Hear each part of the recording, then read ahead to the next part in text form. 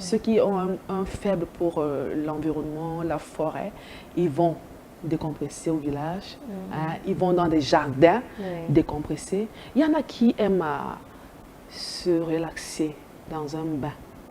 Pendant qu'ils se relaxent dans ce bain chaud, ils sont méditatifs.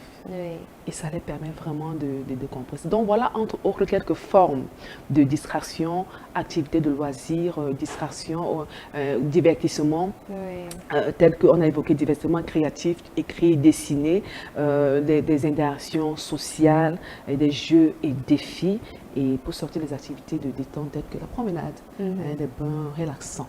Voilà. Allez, au milieu de tout ça, comment est-ce qu'on fait pour choisir la bonne distraction, en fait? Bonne question. Oui. Comment donc choisir?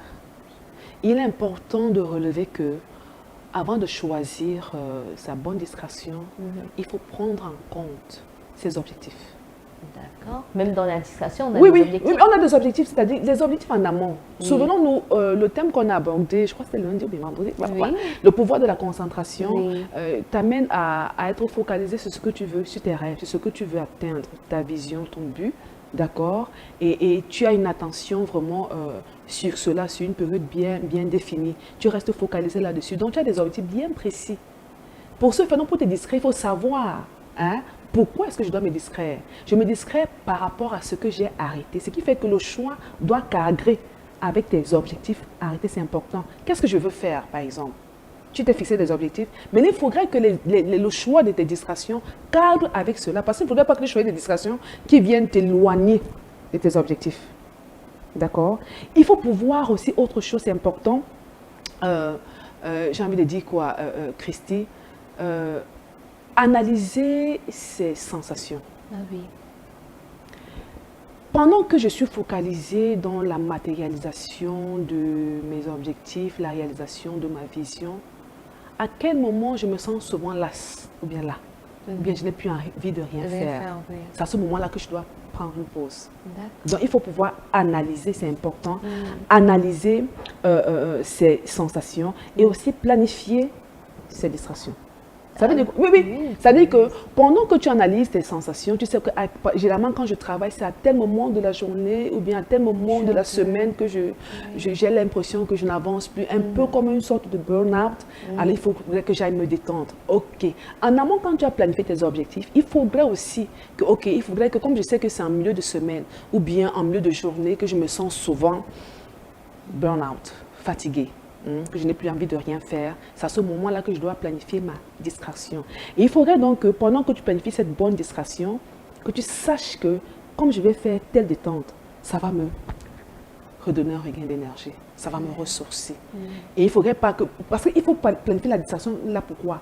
Pour t'empêcher de te défocaliser de l'essentiel et t'amener à perdre de vue l'essentiel.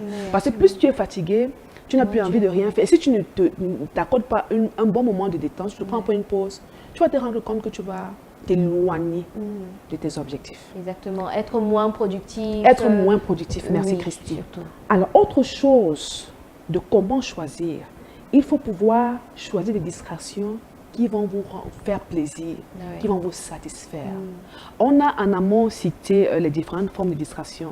Alors, est-ce que tu aimes danser? C'est un hobby. Ah oui, j'aime danser. Est-ce que tu aimes aller à la natation, aller nager? Si ça peut te détendre, te faire plaisir, go ahead. Est-ce que tu aimes plutôt écrire, lire, dessiner, peindre? Ça dépend de toi. Choisis des bonnes distractions qui vont te faire plaisir, qui vont te satisfaire et te ressourcer en quelque sorte. Mais à côté de ça, il y a un piège. Quoi? La bonne distraction, si elle n'est pas bien gérée, elle peut basculer en mauvaise distraction. Ça veut dire quoi en d'autres termes?